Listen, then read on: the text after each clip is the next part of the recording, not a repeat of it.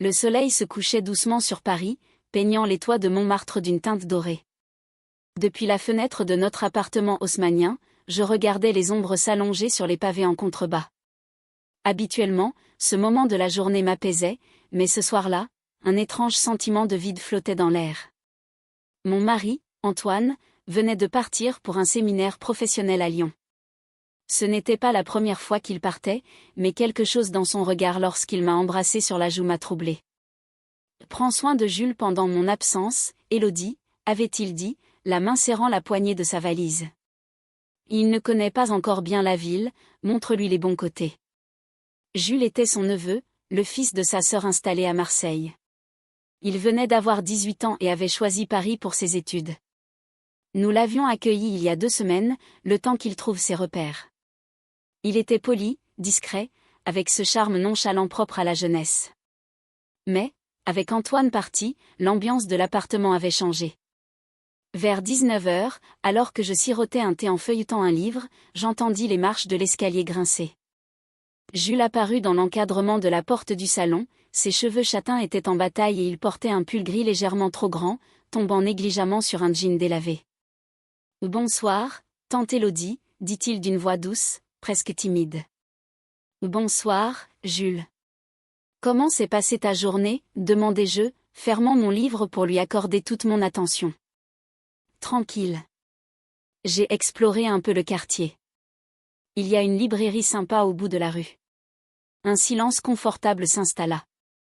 Je remarquai sa posture détendue, ses longues jambes étendues sur le tapis, comme s'il s'était déjà habitué à l'espace. Mais ce soir-là, son regard semblait plus profond, plus attentif. « Tu as faim ?» demandai-je après un moment.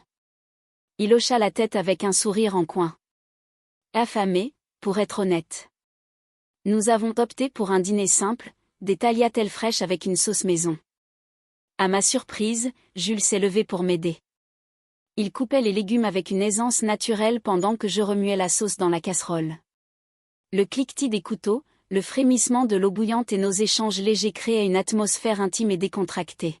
« Pas mal », dis-je en le regardant trancher un poivron avec précision. Il sourit.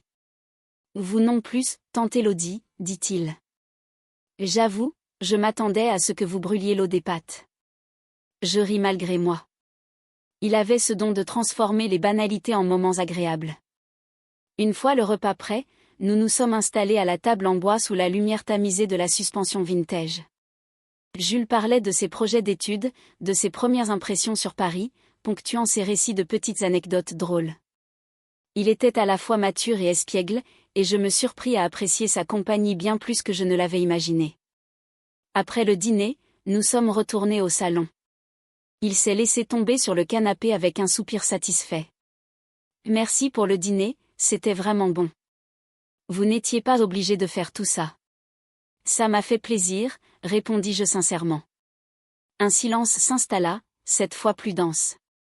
Jules me regarda un instant, comme s'il cherchait à lire quelque chose au-delà de mes mots.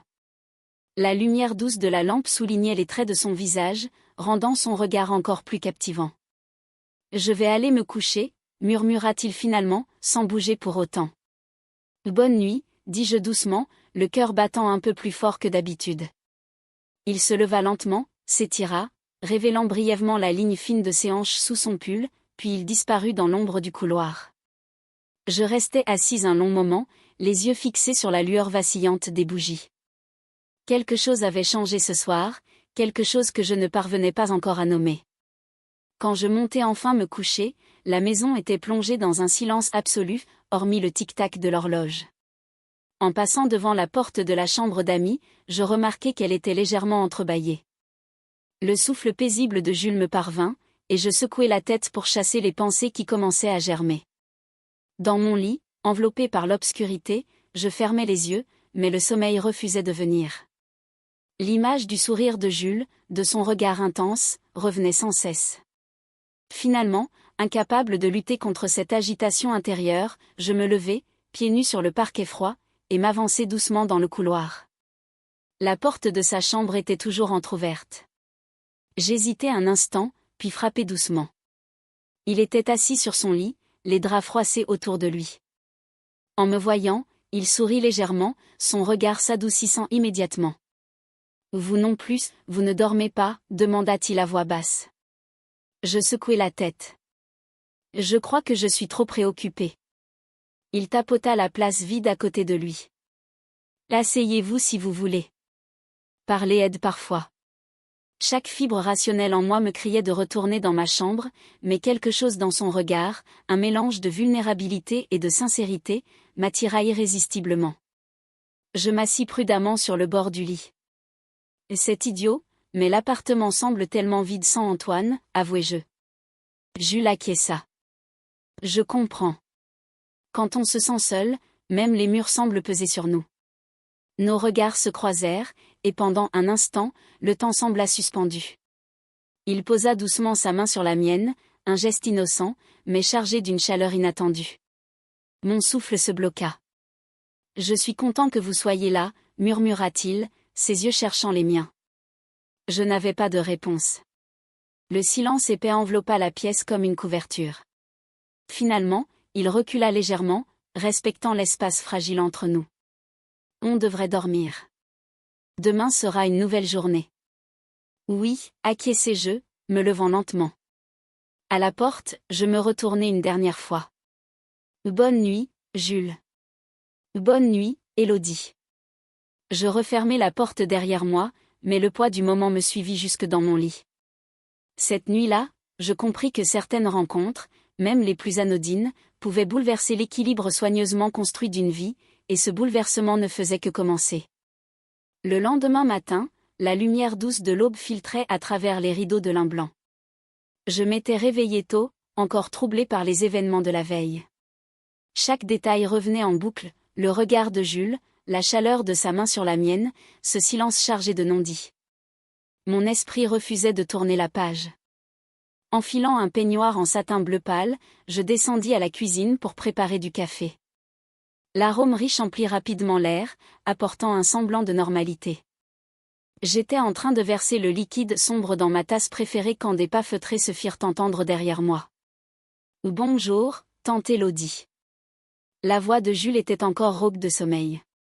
Il portait un t-shirt blanc légèrement froissé et un pantalon de jogging sombre. Ses cheveux en bataille ajoutaient à son allure décontractée. « Bonjour, Jules. Bien dormi ?» Il sourit doucement, s'appuyant contre le plan de travail.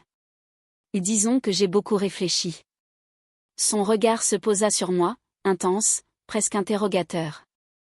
Je détournai les yeux, troublé.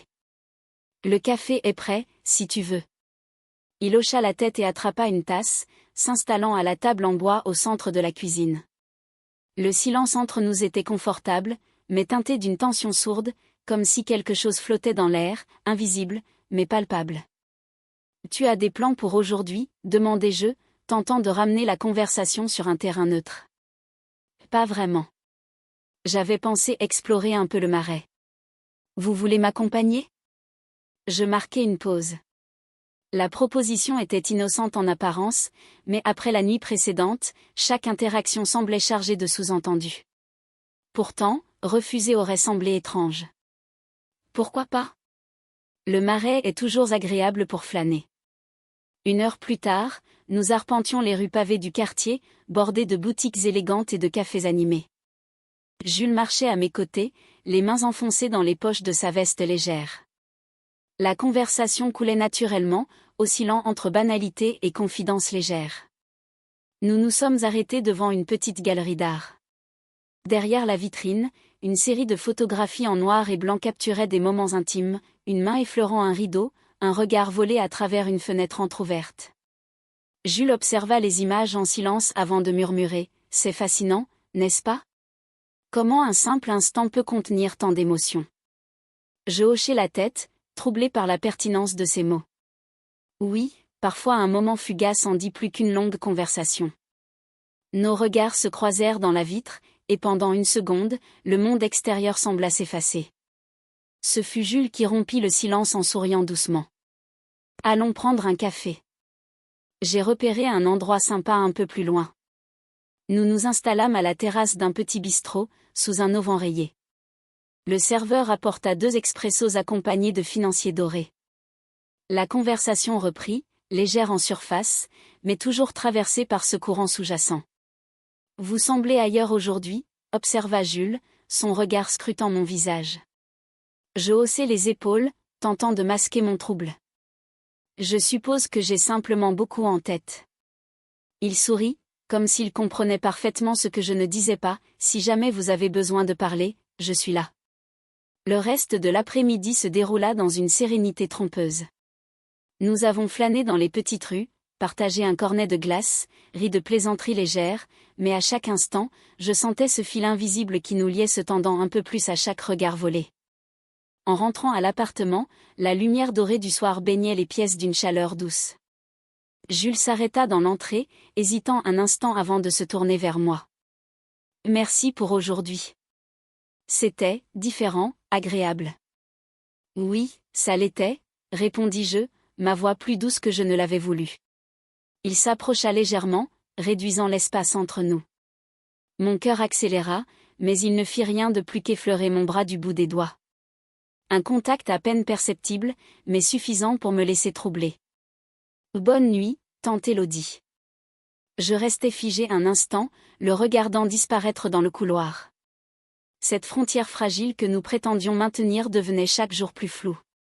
Ce soir-là, allongé dans mon lit, je compris que certaines lignes, une fois franchies, ne laissaient aucun retour possible, et peut-être que, malgré la raison, une partie de moi n'en avait plus envie. Les jours suivants se déroulèrent dans une étrange routine. Jules et moi partagions les petits déjeuners, les courses improvisées et les promenades dans les rues pavées de Paris. Chaque moment semblait anodin en apparence, mais derrière chaque sourire, chaque regard se cachait une tension subtile, comme si nous dansions sur le fil d'un rasoir. Il suffisait d'un regard, d'un geste maladroitement prolongé pour que mon cœur s'emballe. Un soir, alors que la pluie tambourinait contre les fenêtres, nous étions installés dans le salon. Jules, allongé sur le canapé, feuilletait un livre, tandis que je tricotais distraitement, incapable de me concentrer sur quoi que ce soit. La lumière tamisée des lampes créait une ambiance feutrée, presque intime. « Il pleut comme si le ciel voulait noyer la ville », murmura Jules, levant les yeux vers moi. Je souris, posant mon tricot sur mes genoux. C'est souvent comme ça à Paris. La pluie donne aux rues un charme particulier. Il se redressa, laissant le livre glisser sur le tapis. Vous aimez vraiment cette ville, n'est-ce pas? Oui, Paris a cette capacité étrange de rendre chaque instant un peu plus intense, plus vivant. Il me regarda longuement, son regard s'adoucissant. Comme maintenant? Mon souffle se coupa brièvement. Oui, comme maintenant. Le silence s'installa, épais et chargé. Je me levai, prétextant la nécessité de préparer du thé, mais en réalité, j'avais besoin de mettre de la distance entre nous, de calmer les battements désordonnés de mon cœur. Dans la cuisine, je remplis la bouilloire, le regard perdu par la fenêtre. La pluie ruisselait en fines traînées sur la vitre, reflétant l'agitation intérieure que je tentais de réprimer. J'entendis des pas derrière moi. « Je peux vous aider ?» demanda Jules, sa voix douce et proche. Je sursautai légèrement. Il se tenait là, les mains dans les poches, son pull gris tombant négligemment sur ses hanches. Sous la lumière froide de la cuisine, il semblait à la fois vulnérable et assuré. « Non, ça va. Le thé sera prêt dans une minute. » Il ne bougea pas, se contentant de m'observer. « Vous êtes distante depuis quelques jours. J'ai fait quelque chose de mal ?» Je secouai la tête, évitant son regard. « Non, Jules, c'est moi. J'essaie simplement de garder les choses simples. » Il s'approcha, réduisant l'espace entre nous à presque rien. Et si les choses n'étaient jamais censées être simples? Je relevai les yeux vers lui, piégé entre la logique et le désir. Le sifflement strident de la bouilloire brisa le moment, me ramenant brusquement à la réalité. Je me détournai, éteignis le feu et versai l'eau bouillante sur les feuilles de thé. Nous devrions retourner au salon, dis-je, ma voix tremblante trahissant l'émotion que je tentais de masquer.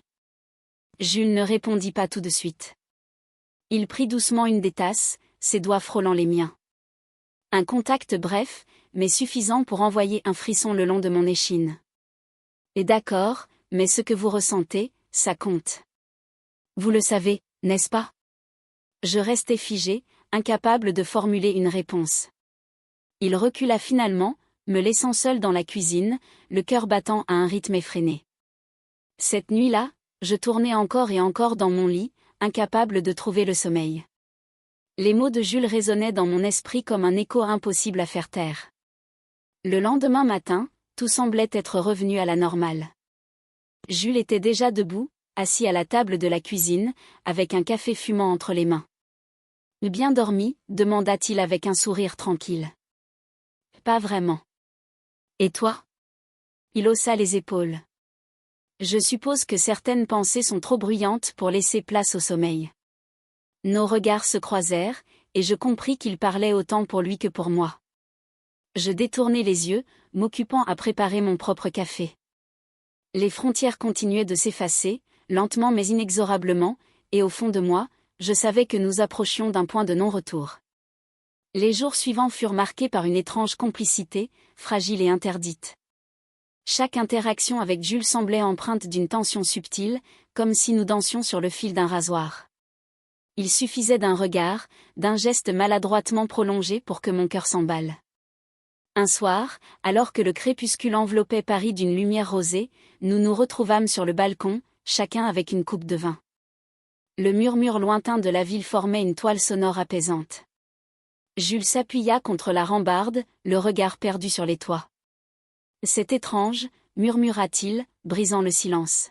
« Depuis que je suis ici, je me sens à la fois chez moi et complètement perdu. » Je me tournai vers lui, intrigué. « Perdu ?» Il hocha la tête, son regard se posant sur moi avec une intensité troublante. « Oui, comme si j'avais trouvé quelque chose que je n'étais pas censé chercher. » Mon souffle se bloqua. Nous savions tous les deux de quoi il parlait, même si les mots restaient en suspens entre nous. « Jules, je... » Commençai-je, mais il me coupa doucement. « Je sais. C'est compliqué, mais parfois la vie nous place face à des choix qu'on n'aurait jamais imaginés. » Le silence qui suivit était presque assourdissant. Finalement, il se redressa et posa sa coupe sur la petite table en fer forgé. « Vous voulez marcher un peu ? L'air frais pourrait nous éclaircir les idées. » J'acquiesçai, soulagé par l'échappatoire. Nous descendîmes les escaliers en silence, sortant dans les rues encore tièdes de la journée écoulée. Le quartier était calme, les boutiques fermant peu à peu leurs volets métalliques. En passant devant une vitrine éclairée, Jules ralentit. C'était une petite librairie, son intérieur baigné de lumière jaune. Il sourit légèrement. Une librairie ouverte si tard, c'est rare. Je ris doucement. C'est Paris. Certaines choses ici défient la logique, comme nous, soufflait-il, son regard se posant sur moi avec une sincérité désarmante. Je restai figé, incapable de répondre. Finalement, il détourna les yeux et reprit sa marche. Désolé. Je ne voulais pas rendre ça plus compliqué. Ce n'est pas toi, dis-je rapidement. C'est juste, tout. Nous continuâmes à marcher jusqu'à la Seine, où les lumières des quais se reflétaient sur l'eau sombre. Jules s'arrêta soudainement, me prenant doucement par la main. Élodie, si je vais trop loin, dis-le-moi, mais je ne peux plus faire semblant. Mon cœur battait à tout rompre. Chaque fibre de mon être me criait de reculer, de préserver cet équilibre fragile, mais une autre part, plus profonde, plus honnête, refusait de se taire. Jules, je suis fatigué de lutter contre ce que je ressens. Ses yeux s'adoucirent, et sans un mot de plus, il m'attira doucement contre lui. Le monde sembla s'effacer autour de nous alors que je me laissais aller, oubliant pour un instant les conséquences. Quand nous rentrâmes à l'appartement, la tension entre nous avait changé. Ce n'était plus seulement une attirance retenue, mais une certitude silencieuse. Nous savions désormais qu'il n'y avait plus de retour possible. Cette nuit-là, en écoutant la pluie marteler doucement les vitres, je compris que le point de bascule avait été franchi, et qu'importe ce que l'avenir nous réservait, nous étions prêts à en affronter les conséquences. Les jours suivants furent comme suspendus dans le temps. Chaque moment partagé avec Jules semblait voler à la réalité, comme si nous vivions dans une bulle hors du monde. Les rires, les regards volés, les silences chargés de sens, tout prenait une intensité nouvelle, presque irréelle. Un matin, alors que je préparais le café, Jules entra dans la cuisine, encore vêtu de son t-shirt ample et de son pantalon de jogging. Ses cheveux en bataille lui donnaient un air désarmant. « Vous dormez moins bien ces derniers temps » observait-il, s'adossant au plan de travail. Je soupirai en lui tendant une tasse fumante. Les pensées ne me laissent pas de répit. Il hocha la tête, pensif. Moi non plus, mais parfois, il faut arrêter de réfléchir et simplement vivre. Ces mots résonnèrent en moi plus profondément que je ne l'aurais voulu. Nous savions tous les deux que nous approchions d'un carrefour où il faudrait choisir, continuer à prétendre que rien n'avait changé ou accepter l'inévitable. Ce soir-là, alors que la ville scintillait sous la lumière des réverbères, nous étions assis sur le canapé, un film défilant en arrière-plan, ignoré par tous deux. Jules se tourna vers moi, son regard grave. « Élodie, on ne peut pas continuer comme ça. On ne peut pas rester coincé entre ce que nous voulons et ce que nous croyons. » Je baissai les yeux, les mains serrées autour de mon verre de vin. « Et si on faisait tout exploser? Si on détruisait ce qu'on a pour quelque chose d'incertain? » Il s'approcha, posant une main chaude sur la mienne. « Et si l'incertitude était le seul chemin vers quelque chose de vrai? » Les battements de mon cœur résonnaient dans mes oreilles. Je savais qu'il avait raison. La peur de franchir cette ligne était devenue un poids insoutenable. Je pris une profonde inspiration. Alors franchissons-la.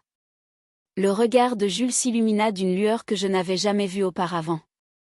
Sans un mot, il se pencha vers moi, et lorsque ses lèvres effleurèrent les miennes, tout le reste disparut. Plus de doute, plus de culpabilité, seulement l'instant présent, brûlant et sincère. La nuit s'étira, chaque murmure, chaque regard, chaque toucher renforçant l'évidence que nous avions trop longtemps ignorée. Il n'y avait plus de retour en arrière. Mais le matin apporta avec lui une réalité froide. Alors que les premiers rayons du soleil filtraient à travers les rideaux, je trouvai Jules assis à la table de la cuisine, le regard perdu dans le vide. « Il faut qu'on parle, dit-il doucement. » Mon cœur se serra. « Je t'écoute. Antoine rentre demain. » Ces mots tombèrent comme un coup près. Le monde que nous avions construit dans l'ombre menaçait de s'effondrer à la lumière du jour. Et maintenant, soufflai-je, la gorge nouée. Jules prit ma main, son pouce caressant doucement ma peau. Maintenant, il faut choisir, se cacher ou affronter la vérité. Le silence qui suivit était lourd de sens. Nous savions tous les deux qu'il n'y avait plus de place pour l'indécision. Je me levai lentement, le regard fixé sur l'horizon pâlissant derrière la fenêtre. Affrontons-la, quoi qu'il en coûte. Jules se leva à son tour, un sourire triste, mais déterminé sur les lèvres. Ensemble. La porte d'entrée claqua doucement derrière nous alors que nous sortions dans l'air frais du matin, prêts à affronter les conséquences de notre choix. Derrière nous, l'appartement baignait encore dans la douce lumière de l'aube, dernier vestige d'une innocence désormais révolue, et quelque part dans l'écho de nos pas résonnait la certitude que, même si l'avenir était incertain, nous n'étions plus prêts à vivre dans le mensonge.